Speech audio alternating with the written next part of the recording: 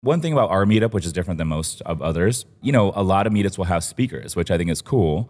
But for me, I think any like conference you go to, any networking event, I think it's like 80% of the value really is the networking and who you meet. Yeah. And 20% of it is like education, what you might learn. And so with this particular meetup, we're like, we don't have speakers. We don't have any one up on stage pitching anything. It's literally just networking. Yep. And I think for us too, putting such a focus on it and promoting it and marketing it, it is really cool to see everything kind of come full circle. And now, we try to integrate the podcast guests.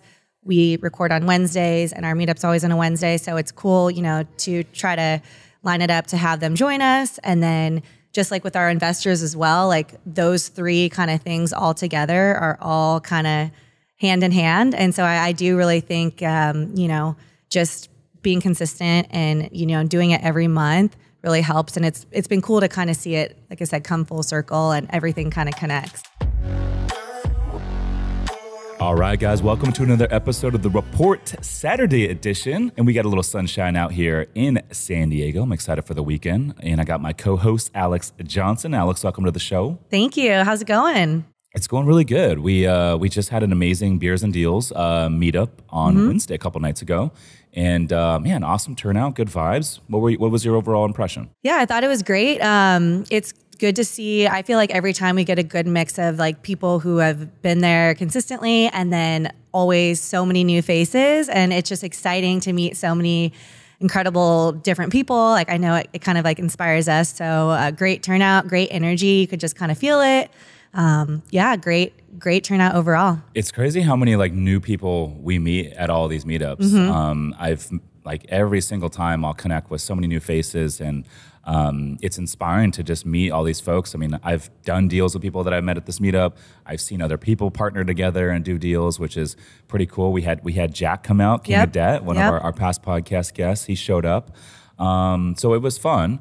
You also have a little event that you're hosting tonight here at the office. Yep. Little girls' night. Talk about that. Little spooky girls' night. Oh, is that the theme? Spooky season. Well, Friday the 13th. Okay. Today is the Friday the 13th. Yeah. Wow. Okay. So, it's just wanted to get the girls together. I love everything fall, just to kind of like kick off the season. And I mean, our office space is just so great that I'm like, we have to take advantage of this. So it should be fun. Yeah. Should be a good time. That sounds exciting. I'm going to be doing dinner at Shino tonight. I know you said I could stop by. I don't know if I'm going to. I don't want to crash your guys' girl thing, but it sounds like a fun time. Yeah, you're welcome to. Anyways, with that, let's jump into it. We got this week, we had a few questions come in, some topics come in, but instead of fielding a bunch of smaller questions, we're actually going to hone in on one topic, which we felt was a pretty interesting one. So with that, why don't you go ahead? All right. This question comes from Mark Simpson. I'm relatively new to real estate investing and want to meet some more people in the space. I'm thinking of starting my own real estate meetup. In your experience, is it worth it? And what are the steps required to launch a successful meetup?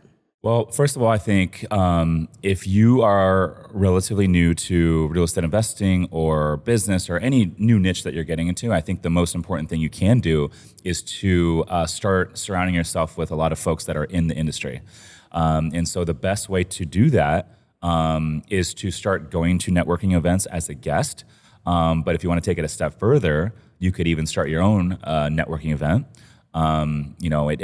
It's not just real estate investing. Like if you're trying to get into hiking in your local market or local city, like go start a hiking meetup, and go do hikes, every other week. And so I think the same thing with real estate. I know with ours, Beers and Deals, we've had this one going for almost 5 years now.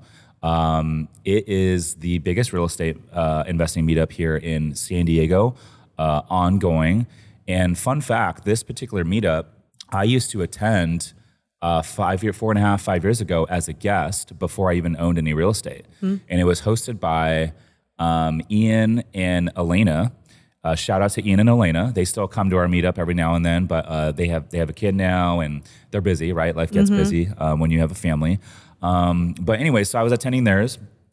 And shortly after, they were like, hey, we don't want to do this anymore. We can't do this anymore. We're just like busy.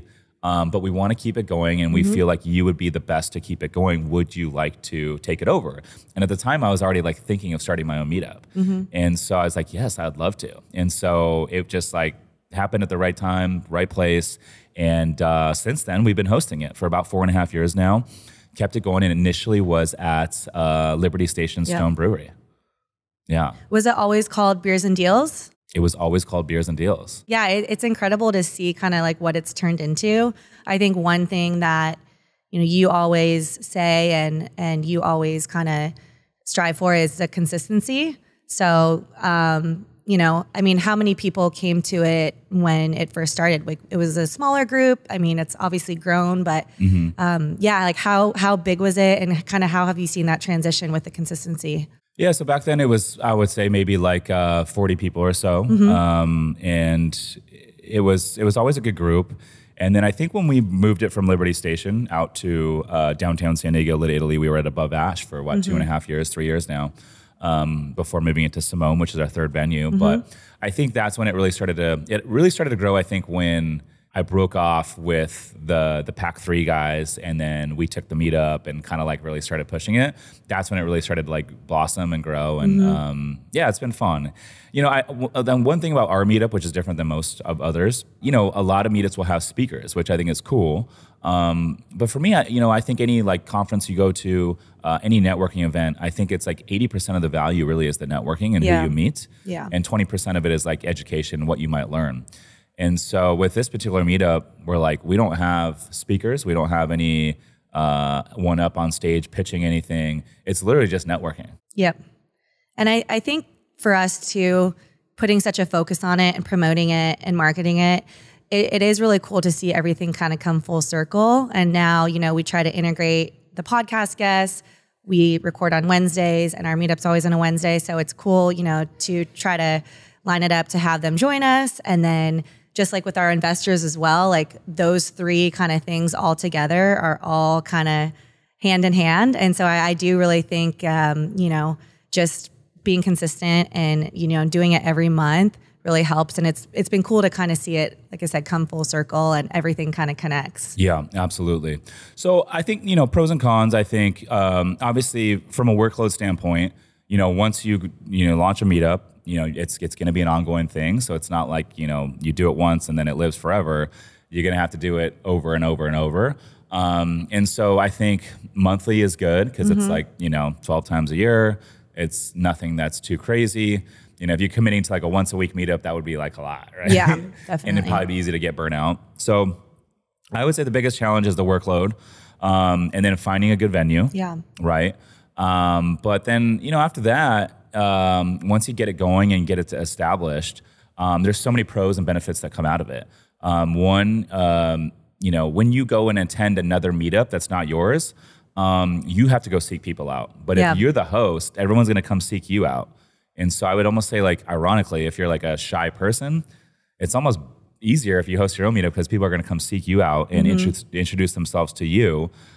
Which is kind of cool. And then in addition to that, you get to slowly build out your list and network. So if you are wanting to start raising capital, or you want to start, growing streams of revenue for whatever business you're in, well, now you're growing out an email list. And so, we market on not MailChimp, but we market on Meetup.com. If you are a busy professional and don't have time to invest in real estate, but still want to participate in the passive income and tax benefits, my team, Summers Capital, is buying a lot of boutique hotels right now. We source the deals, we renovate the properties, and we even do all the day-to-day management, making it truly hands-off for our investors. If you want to learn more to see if we can help you, go to summerscapital.com/invest to book a call with our team. Again, that's summerscapital.com/invest. Now back to the show. Yes, Meetup.com. We do have MailChimp that, we'll send out to our email list. But yeah, Meetup.com, I think a lot of people, I try to ask them if they're new, how they heard about us. It seems like a lot,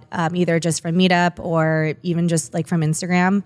So there's ways to filter it through what you're looking for, real estate and whatnot. But yeah. Yeah. And then Bigger Pockets is another good one. Yep. We get probably 90% of it from Meetup.com, I would say. And then social media as well. That's big.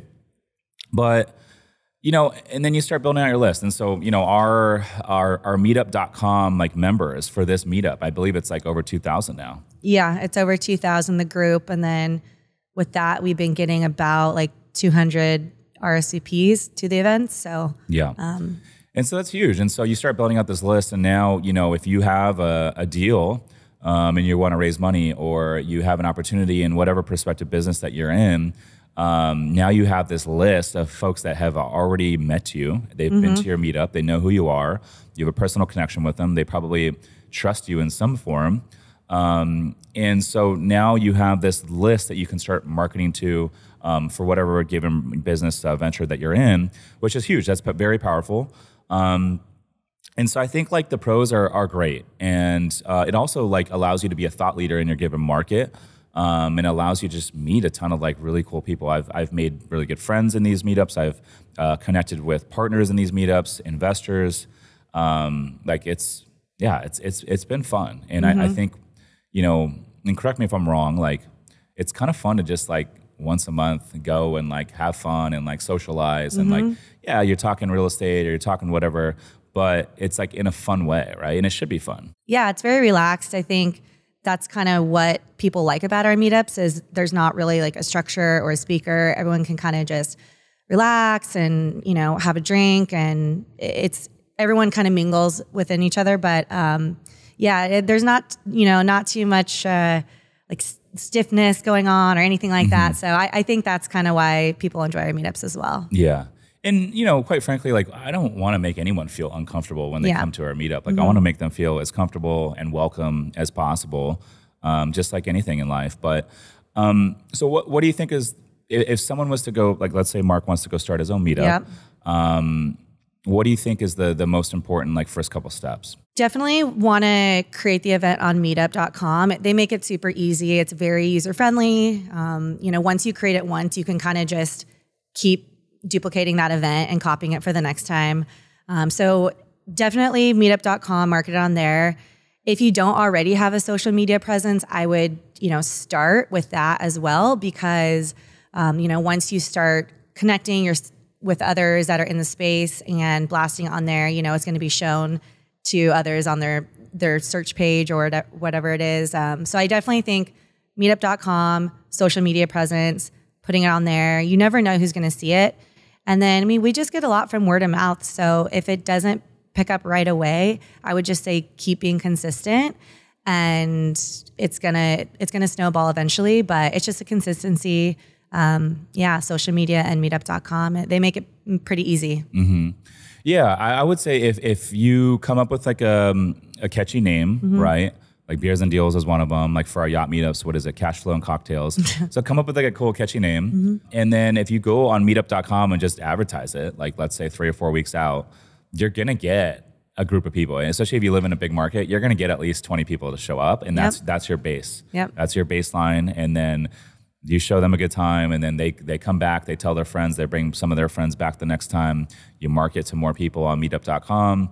Like you said, the social media, Bigger Pockets is another good one to market. And then we'll start growing over time. But the main thing I think is just the consistency. What about securing the right venue? Like what kind of venue should you look at? And then what kind of challenges maybe would one see when they're negotiating like a venue? Yeah, I think that's a good question. Definitely. I mean, it doesn't hurt to have a good view. I think if you try to find somewhere that's a little bit newer, that maybe is a really cool spot that not a lot of people have been to, I think they're going to be more inclined to like work with you and maybe, you know, let you bring a bunch of people in and maybe either not charge you or charge you a small fee, but they're trying to get people in there as well. So if you can make it mutually beneficial, I think that's going to go far. You know, we share all of our marketing photos, and we share like our list of people that come with Simone. And, you know, it's a newer building. So they just are very grateful to have a bunch of, you know, business professionals come in. A lot of people are like, I want to live here. So it's beneficial for them to have people come. You know, we take photos, people are snapping, tagging Simone. And so, you know, before that, we had a venue that was newer. And so I think it was the same thing. Like, I think our Wednesday nights were like their busiest night, even over weekends. So, you know, it's a pro for them because we bring a bunch of people in that are respectful, you know, spending money, want to have a good time. So I think those things, like, you know, good view, good location that makes it easy for people to get to.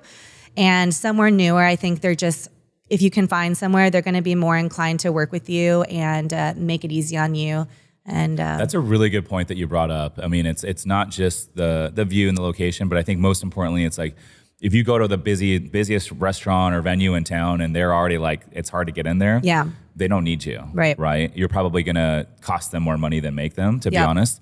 But go to a spot that is maybe newer and they're trying to establish their name, and you're going to bring them revenue. Yep. Like you said, Above Ash, we brought them their busiest night of the month on a Wednesday night. They would like overstaff their bar. They'd overstaff with servers. And the staff would love us because they would make a lot more tips that night. So unfortunately, you know, that was when we did move it. That was one of the things that I thought about. I was like, fuck, you know, it sucks for the folks that, you know, that work on the team.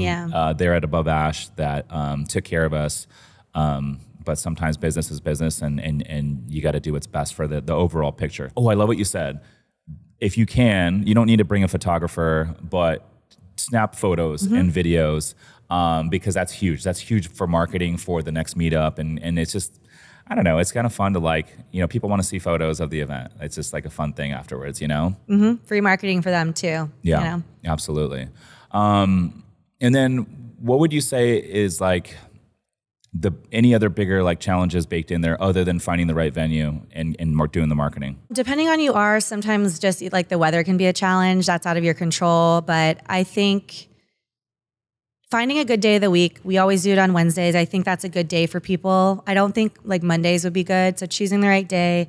Mondays, people are kind of just getting back into the swing of things. They don't really want to like go out. That's a good point. And then, so choose the right day. I think the biggest challenges at first, honestly, are gonna be maybe a lot of people aren't showing up. But with that, just be consistent. Just keep doing it, because even if you don't think anyone's noticing or seeing it, like people are watching.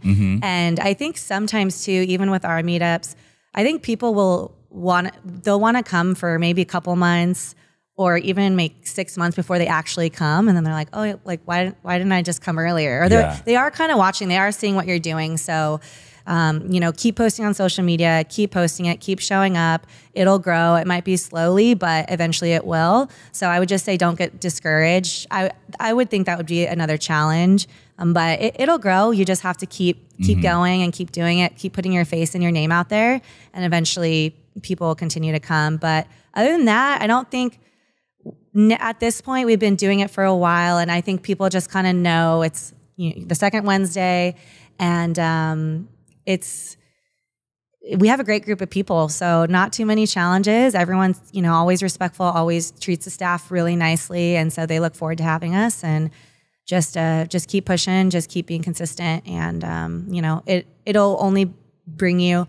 I think we talk about this a lot, is like surrounding yourself with like-minded people. And whatever it is that you're into, whether it's real estate or something else, starting that and surrounding yourself with people who, you know, you want to be like and you feel inspired by, that's just going to get you one step farther to your goals. And so it's really, the pros way outweigh the cons. I agree with that 100%. And, you know, to your point, like if you are, you know, hosting this event and let's say you have 10 people show up or even 5 people show up for the first time, like just keep doing it, keep pushing it out there, and it will grow. But the main thing is consistency, and like, just don't stop. And I think a lot of people, they try something new and they're like, oh, like it didn't work out in the first time. And like, I'm not going to do it anymore. And it's like, well, with anything that I've ever done, I've never been good on the first take. It's always like the 100th time to where it's like, okay, it's actually like a lot better now. So I would say stick to it. But also to your point, like even because someone doesn't show up, that doesn't mean they're not watching, right? And they see Alex Johnson hosting a real estate networking event every single second Wednesday of the month over and over and over. And that consistency, even though that person might not show up and they see it, that builds trust. And that person might turn into an investor. They might turn into a client, and you never know what those relationships will lead to down the road. And also, another hidden benefit is like if you have a meetup and you decide, hey, I want to start a podcast down the road, well, it's like you already have this like base of listeners, right? So, you know, you build out your list, and eventually that list becomes 300 people, and then 500 people that have attended. Now ours is over 2,000 that have attended. So it's like if we start a meetup or a podcast, we can market that podcast to 2,000 people that already know us. They're already into real estate investing. And then that's your like first like listener base, you know? Yeah. So that's another hidden benefit. What you said about the day of the week is important. Like Mondays, there's always a lot of the holidays fall on Mondays. People are like getting back to work, so that's not the greatest time. I think Tuesdays and Wednesdays are the best. Thursday, you're kind of butting up with the weekend now. I know personally for me, I kind of like to go into my Friday like feeling fresh. Yep. And so I'm not really trying to go out on a Thursday night and have some drinks and then start the weekend kind of like, you know, a step slow, right? Exactly. So I think Tuesday or Wednesday nights are probably the best. Would you agree? I agree. Yeah. I mean, sometimes it comes up quick. Like we're like, oh man, it's already the next month. Sometimes it does come up quick, but yeah, I think Wednesday's a good day in the middle of the week. It's like kind of nice to break it up. And then you know, you're still, like you said, can kind of take it easy on Thursday, refresh, and then you're ready to go for Friday. So I like Wednesdays. I think it's been successful for us. Yeah, absolutely. Well, with that, let's go ahead and conclude this episode of the Saturday edition. She's Alex Johnson. I'm Rich Summers. Listeners, thanks for tuning in. We'll see you in the next one. Peace. Peace.